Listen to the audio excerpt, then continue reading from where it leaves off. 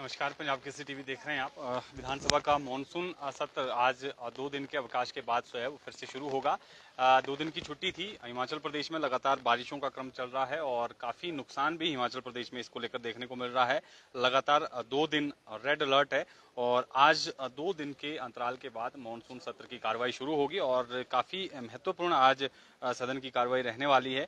काफी महत्वपूर्ण बिंदुओं को लेकर इसमें जो है वो चर्चा होगी और प्रस्ताव भी सदन में आज 130 के अंतर्गत सदन में पेश किए जाएंगे और सरकार को घेरने की पूरी रणनीति के साथ यहाँ पर विपक्ष सदन में उतरेगा। और जिस तरह से आपदा के हालात हिमाचल प्रदेश में बने हैं, इसको लेकर लगातार यहाँ पर विपक्ष सरकार पर हमलावर है और हो सकता है कि आज इसी मुद्दे को लेकर, क्योंकि जिस तरह से चंबा भरमौर में मणिमहेश श्रद्धालु फंसे हुए हैं अभी भी काफी संख्या में, हालांकि लोगों को सुरक्षित बाहर निकाला जा रहा है, लेकिन अभी भी काफी संख्या में लोग वहां पर फंसे हुए हैं। तो ऐसे में विपक्ष की तरफ से लगातार इस पर जो है वो हमला बोला जा रहा है और विपक्ष का साफ तौर पर कहना है कि आपदा में जिस तरह से राहत दी जानी चाहिए थी, जिस तरह से राहत एवं बचाव कार्य किए जाने चाहिए थे, वो सरकार नहीं कर पा रही है। तो इसको लेकर भी आज सदन में हो सकता है कि कोई हंगामा देखने को मिले और 1 घंटे का प्रश्नकाल रहेगा। प्रश्नकाल में काफी महत्वपूर्ण प्रश्न जो है यहाँ पर विधायकों की तरफ से उठाए गए हैं और 130 के अंतर्गत भी आज यहाँ पर 3 प्रस्ताव सदन में चर्चा के लिए लाए जाएंगे, जिसमें संसाधन जुटाने के लिए जो है वो सदन में प्रस्ताव पेश किया जाएगा केवल सिंह पठानिया की तरफ से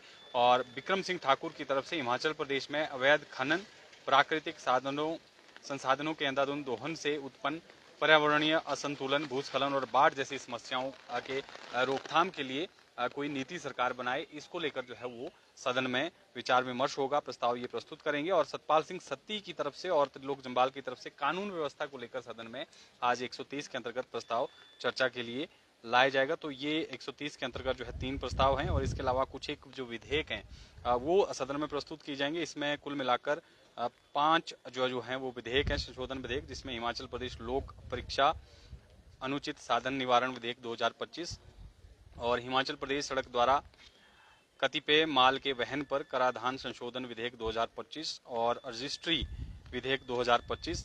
इसके अलावा हिमाचल प्रदेश पंचायती राज संशोधन विधेयक 2025 और हिमाचल प्रदेश लोक उपयोगिताओं के परिवर्तन का प्रतिषेध विधेयक 2025। ये 5 जो हैं वो सदन में बिल पेश किए जाएंगे। इस पर जो है वो विचार विमर्श होना है और उसके बाद ये पारित जो है वो सदन में होने हैं। और उससे पहले 1 घंटे का जो प्रश्नकाल रहेगा वो भी काफी महत्वपूर्ण रहने वाला है। कई सवाल उसमें जो है वो विधायकों द्वारा उठाए गए हैं। पहला प्रश्न की अगर मैं बात करूं तो इसमें मुख्यमंत्री से आनी से विधायक हैं लोकेंद्र कुमार, उन्होंने पूछा है कि हिमाचल प्रदेश में जो एनपीएस और ओपीएस कर्मचारियों के महंगाई भत्ते में अंतर है, यदि इस तरह का कोई अंतर है तो इसके पीछे क्या कारण है और अंतर किन नियमों के तहत कब से आरंभ हुआ है, ये प्रश्न इन्होंने पूछा है। एनपीएस कर्मचारियों हेतु सरकार द्वारा क्या अलग से महंगाई भत्ता प्रदान करने के लिए निर्णय लेती है या ओपीएस कर्मचारियों के साथ ही इनका निर्णय जो है वो लिया जाता है, और क्या केंद्र सरकार में कार्यरत एनपीएस, यूपीएस और ओपीएस कर्मचारियों के महंगाई भत्ते में भी कोई अंतर है। तो ये प्रश्न भी सदन में आज उठेगा। इसके अलावा ओट लोहरी परियोजना को लेकर भी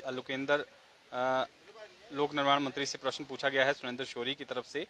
NH 305 ओट लोहरी को राष्ट्रीय राजमार्ग की तर्ज पर अपरिवर्तित करने के संबंध में वर्तमान में कितनी परियोजनाएं जो है बनाई जा रही हैं, कितनी जो है वो स्वीकृत हेतु केंद्रीय मंत्रालय को भेजी गई है, इसकी क्या वर्तमान में जो पोजीशन है वो पूछा गया है। सीवरेज से संबंधित एक प्रश्न जो है वो केवल सिंह पठानिया और सतपाल सिंह सत्ती की तरफ से पूछा गया है कि गत 3 वर्षों में 31 जुलाई 2025 तक प्रदेश में सीवरेज की कितनी जो निविदाएं हैं वो आवंटित की गई हैं, किन किन स्थानों पर जो है वो क्या कार्य चल रहे हैं, इससे संबंधित एक प्रश्न पूछा गया है। और इसके अलावा विज्ञापित पद को लेकर भी एक प्रश्न जो है वो सदन में पूछा गया है। आशीष शर्मा की तरफ से, हमीरपुर से विधायक, इन्होंने पूछा है कि पूर्व सरकार के इसमें कर्मचारी चयन आयोग द्वारा पोस्ट कोड 965 के अंतर्गत विज्ञापित पदों के लिए कितने अभ्यर्थियों ने आवेदन किया था, क्या इस पोस्ट कोड को सरकार द्वारा प्रशासनिक कारणों से रद्द किया गया था, क्या इन पदों हेतु प्राप्त आवेदन शुल्क को अभ्यर्थियों को वापस लौटा दिया जाएगा, यदि हाँ तो कब तक जो है वापस लौटा दिया जाएगा, अगर नहीं लौटाया जाएगा तो इसके पीछे क्या कारण है और क्या सरकार इन पदों को फिर से विज्ञापित करेगी, इस तरह का प्रश्न जो है ये पूछा गया है। और लाहौल स्पीति के विधायक हैं अनुराधा राणा, उन्होंने भी एक प्रश्न जो है वो रिक्त पदों को लेकर पूछा है। उन्होंने पूछा कि लाहौल स्पीति जिला में कानूनगो के कितने पद जो हैं वो स्वीकृत हैं, कितने इसमें से खाली हैं और जो खाली हैं उनको कब तक भर लिया जाएगा, इस तरह का प्रश्न उन्होंने सदन में पूछा है। तो काफ़ी महत्वपूर्ण प्रश्न जो भी सदन में आज ये उठेंगे और फसल खरीद से संबंधित एक प्रश्न जो है वो पूछा गया है हरदीप सिंह बाबा की तरफ से, और स्टाफ की कमी को लेकर एक प्रश्न पूछा गया है। तमाम जो प्रश्न है वो सदन में उठेंगे प्रश्नकाल के दौरान। 1 घंटे का प्रश्नकाल रहेगा।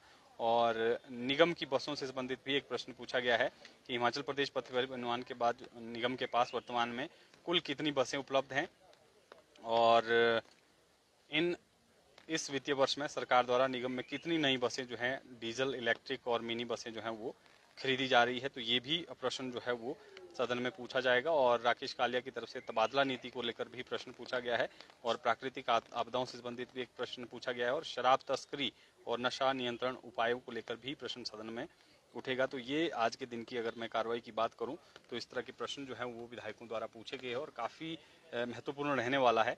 चिट्टे से संबंधित भी एक प्रश्न पूछा गया है। त्रिलोक जम्वाल की तरफ से उन्होंने पूछा कि प्रदेश में चिट्टे के मामलों में निरंतर बढ़ोतरी हो रही है, सरकार क्या कुछ कदम उठा रही है इसके रोकथाम के लिए। आदर्श स्वास्थ्य संस्थान से संबंधित एक प्रश्न पूछा गया है त्रिलोक जम्वाल की तरफ से।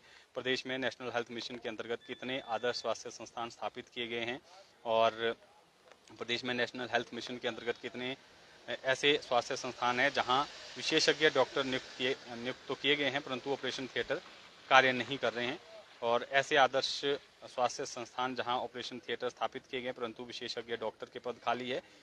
इस तरह का प्रश्न उन्होंने पूछा है। और HRT से संबंधित एक और प्रश्न जो है वो त्रिलोक जम्वाल की तरफ से पूछा गया है कि इस वित्तीय वर्ष में 31 जुलाई 2025 तक हिमाचल प्रदेश पथ परिवहन निगम को कितना घाटा जो है वो हो गया है, और निगम द्वारा शिमला शहर में चलने वाली इनोवा टैक्सियों के किराए में बढ़ोतरी की गई है, यदि हाँ तो कितनी की गई है, और 3 वर्षों में इस प्रकार की बढ़ोतरी कितनी बार और कितनी धनराशि की प्रतिशतता वृद्धि के साथ की गई है, और प्रदेश में HRTC बसों में सफ़र करने वाले निजी स्कूलों के बच्चों के कितने पास जो हैं वो बनाए गए हैं, और बच्चों के पास बस पास का किराया दोगुना या बढ़ा दिया गया है। इस तरह का भी जो है उन्होंने प्रश्न पूछा है, इसकी पूरी जानकारी जो है वो मांगी है। यानी काफ़ी महत्वपूर्ण जो है वो प्रश्न आज उठेंगे। और कर्मचारियों से संबंधित भी एक प्रश्न पूछा गया कि 7वें वेतन आयोग की सिफारिशें 1 जनवरी 2025 को अधिसूचित करके